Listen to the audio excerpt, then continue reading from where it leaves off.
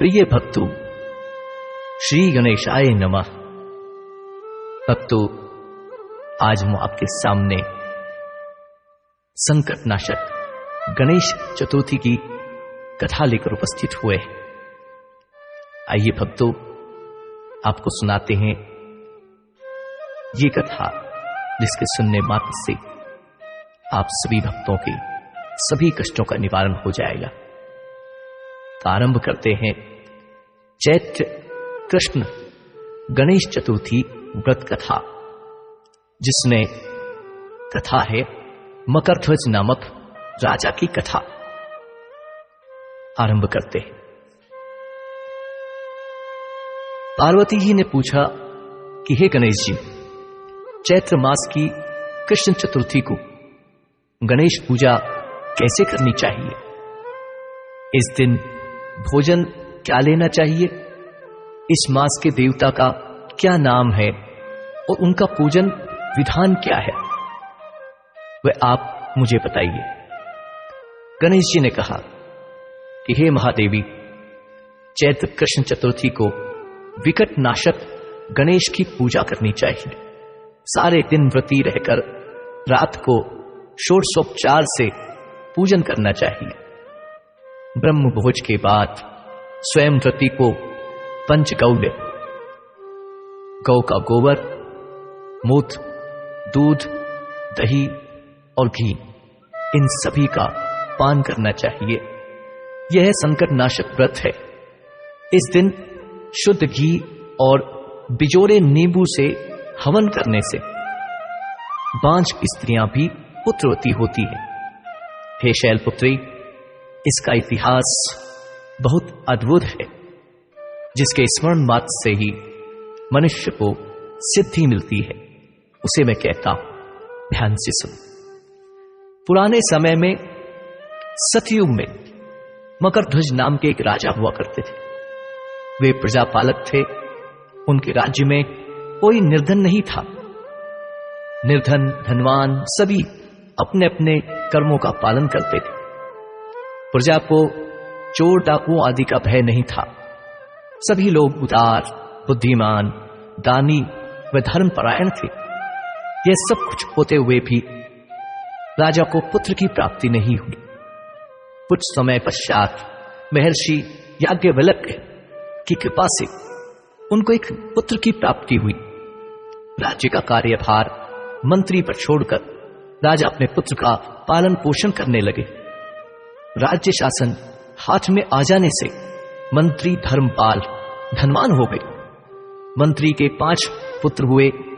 मंत्री पुत्रों का धूमधाम के साथ विवाह हुआ और वे धन का उपभोग करने लगे। सबसे छोटे पुत्र की बहू अत्यंत धर्मपरायणी थी। चैत्र कृष्ण चतुर्थी पर उसने भक्ति पूर्वक गणपति जी की पूजा की। ऐसा देखकर उसकी सास ने कहा, अरे क्या तंत्र मंत्र द्वारा मेरे पुत्र को वश में करने का उपाय कर रही है? बार बार रोकने पर भी। जब बहू न मानी तो सास ने कहा, मैं पीट कर तुझे ठीक कर दूंगी, मुझे यह सब पसंद नहीं है। बहू ने कहा, मैं संकटनाशक गजानन का व्रत कर रही हूं मां जी। यह व्रत बहुत ही फलदायक है।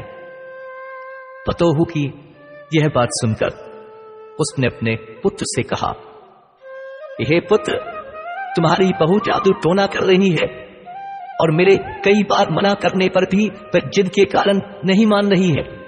इसे मार पीट करके ठीक कर दे। मैं गणेश वणेश को नहीं जानती। ये कौन है? हम राज घराने के लोग हैं और हमारी किस विपत्ति को यह नष्ट करेगी? माता के कहने पर पुत्र ने बहू को मारा पीटा। मार पीट सहकर भी बहू ने व्रत किया।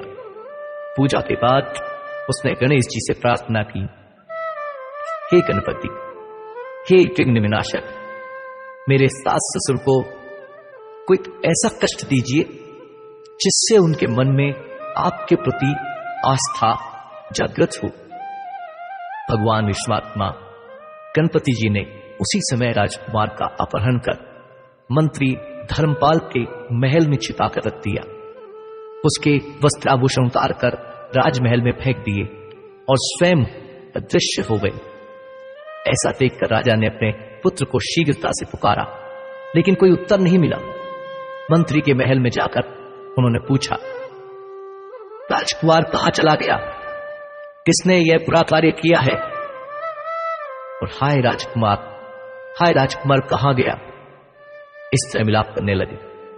मंत्री ने कहा, हे राजन, राजकुमार कहां चला गया इसका मुझे नहीं पता। मैं अभी सभी स्थानों में खोज कर आता हूं। इसके बाद राजा ने अपने नौकरों, अंगरक्षकों और मंत्रियों आदि को अपने पुत्र का शीघ्र पता लगाने के लिए कहा। राजा का आदेश पाकर वे लोग सभी स्थानों में खोज करने लगे। जब कहीं भी पता न चला तब उन्होंने राजा से डरते हुए कहा, महाराज, अपहरणकारियों का कहीं पता नहीं चल रहा है। राजकुमार को आते जाते किसी ने भी नहीं देखा। ऐसा सुनकर राजा ने मंत्री को बुलवाया। राजा ने मंत्री से पूछा कि राजकुमार कहां है? मुझे सच सच बता दो, वरना मैं तुम्हारा वध कर डालूंगा और तुम्हारे कुल को नष्ट कर दूंगा। राजा द्वारा डांट फटकार पड़ने पर मंत्री हैरान हो गया। मंत्री ने कहा, हे राजन, मैं पता लगाता हूं कि किसने यह बुरा कार्य किया है। धर्मपाल ने महल में आकर अपनी पत्नी और पुत्रों तथा सभी बहुओं से पूछा कि यह कर्म किसने किया है। यदि राजकुमार का पता नहीं लगा तो राजा मेरे वंश का नाश कर देंगे। ससुर की बात सुनकर छोटी बहू ने कहा, हे दादाजी, आप इतनी चिंता क्यों कर रहे हो? आप पर गणेश जी का कोप है, अतः आप गणपति जी की पूजा कीजिए। राजा से लेकर नगर के समस्त व्यक्ति संकटनाशक चतुर्थी का व्रत करें तो गणेश जी की कृपा से राजकुमार अवश्य मिल जाएंगे। ऐसा वचन जो मैंने दिया है कभी झूठा नहीं होगा। छोटी बहू की बात सुनकर ससुर ने हाथ जोड़कर कहा कि हे बहू, तुम धन्य हो, तुम मेरा तथा मेरे कुल का उद्धार कर दोगी। तब राजा सहित सब प्रजाजनों ने गणेश जी की प्रसन्नता के लिए संकटनाशक गणेश चतुर्थी का व्रत करना आरंभ किया। इस व्रत से गणेश जी प्रसन्न हो गए। सब लोगों के समक्ष शीघ्र ही उन्होंने राजकुमार को प्रकट कर दिया। ऐसा देखकर नगरवासी आश्चर्यचकित हो गए। राजा के हर्ष की कोई सीमा न रही। सब लोग बहुत प्रसन्न हुए। राजा ने कहा, हे विघ्न विनाशक, आपको धन्य है और मंत्री की कल्याणी पुतोह को भी धन्य है, जिसकी कृपा से मेरा पुत्र मुझे मिल गया। अतः समस्त जन इस संतानदायक व्रत को सदैव विधिवत करते रहे। श्री कृष्ण जी ने कहा कि हे राजा युधिष्ठिर, तीनों लोकों में इससे बड़ा कोई दूसरा व्रत नहीं है। आप भी अपने कलेशों के निवारण हेतु इस व्रत को अवश्य कीजिए।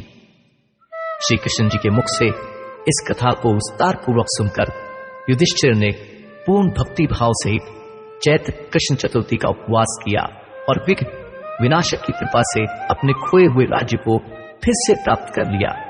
बोले गणेश जी महाराज की जय। इस प्रकार चैत्र कृष्ण गणेश चतुर्थी की यह व्रत कथा यहां समाप्त होती है। बोले गणेश जी महाराज की जय। प्रिय भक्तों, श्री गणेशाय नमः। भक्तों, आज हम आपके सामने संकटनाशक गणेश चतुर्थी की कथा लेकर उपस्थित हुए हैं।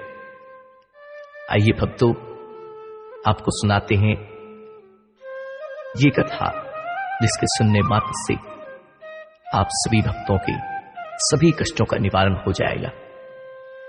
तो आरंभ करते हैं चैत्र कृष्ण गणेश चतुर्थी व्रत कथा, जिसमें कथा है मकरध्वज नामक राजा की कथा। आरंभ करते हैं। पार्वती जी ने पूछा कि हे गणेश जी, चैत्र मास की कृष्ण चतुर्थी को गणेश पूजा कैसे करनी चाहिए? इस दिन भोजन क्या लेना चाहिए? इस मास के देवता का क्या नाम है और उनका पूजन विधान क्या है, वह आप मुझे बताइए। गणेश जी ने कहा कि हे महादेवी, चैत्र कृष्ण चतुर्थी को विकट नाशक गणेश की पूजा करनी चाहिए। सारे दिन व्रती रहकर रात को षोडशोपचार से पूजन करना चाहिए। ब्रह्म भोज के बाद स्वयं व्रती को पंचगौल्य, गौ का गोबर, मूत्र, दूध, दही और घी, इन सभी का पान करना चाहिए। यह संकट नाशक व्रत है।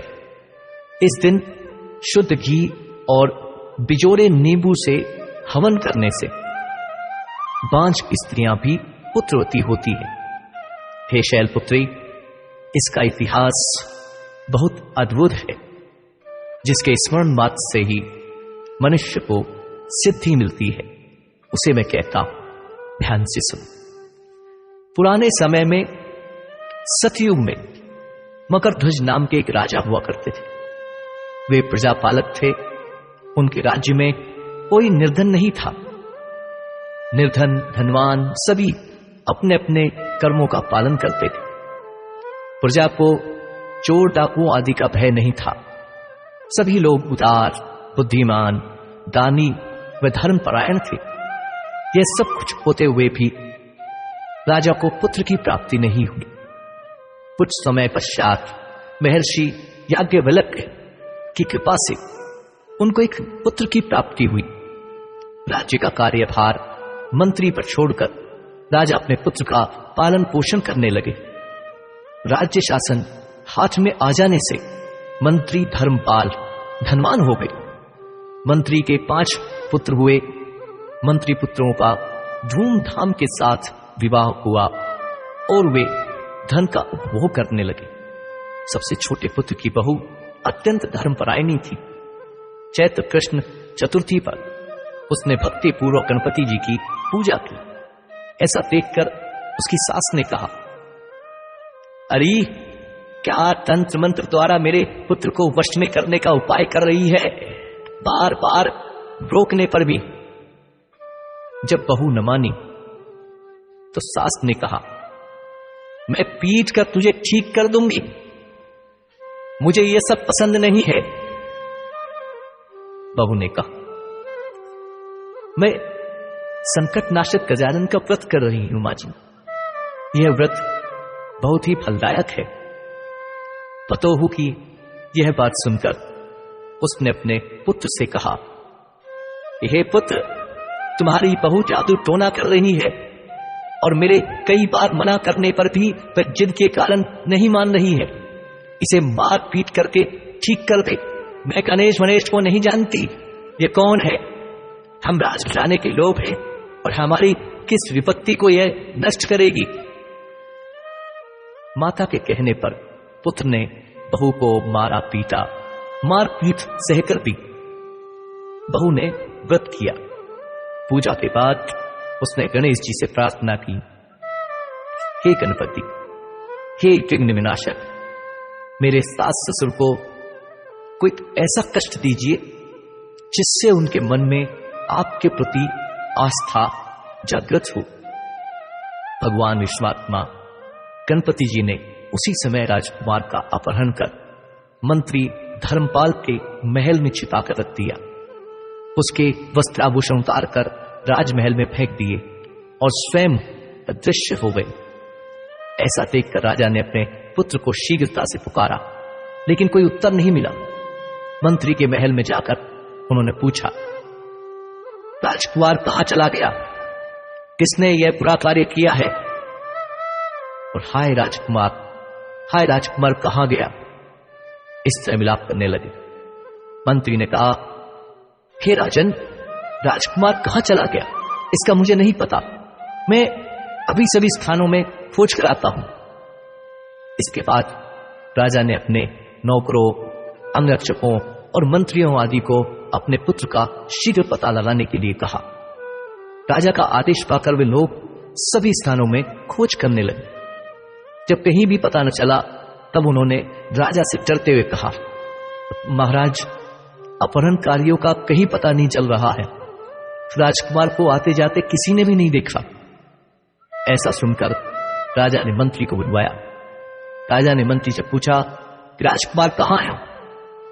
मुझे सच सच बता दो, वरना मैं तुम्हारा वध कर डालूंगा और तुम्हारे कुल को नष्ट कर दूंगा।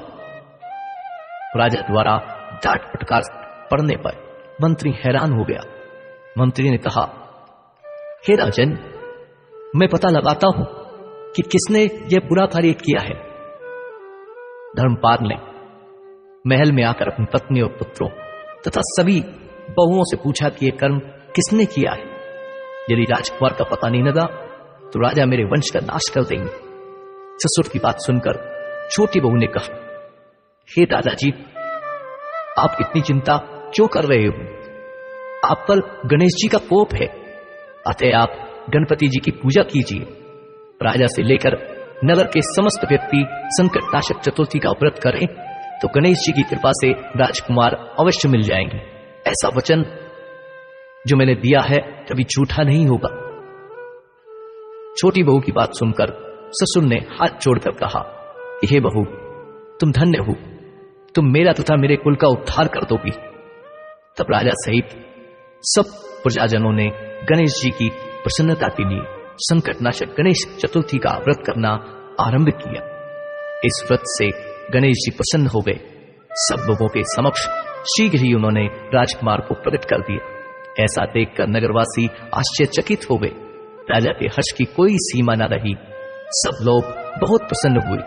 राजा ने कहा, हे विघ्न विनाशक, आपको धन्य है और मंत्री की कल्याणी पुतोह को भी धन्य है, जिसकी कृपा से मेरा पुत्र मुझे मिल गया।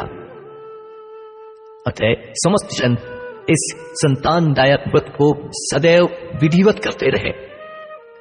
श्री कृष्ण जी ने कहा कि हे राजा युधिष्ठिर, तीनों लोकों में इससे बड़ा कोई दूसरा व्रत नहीं है।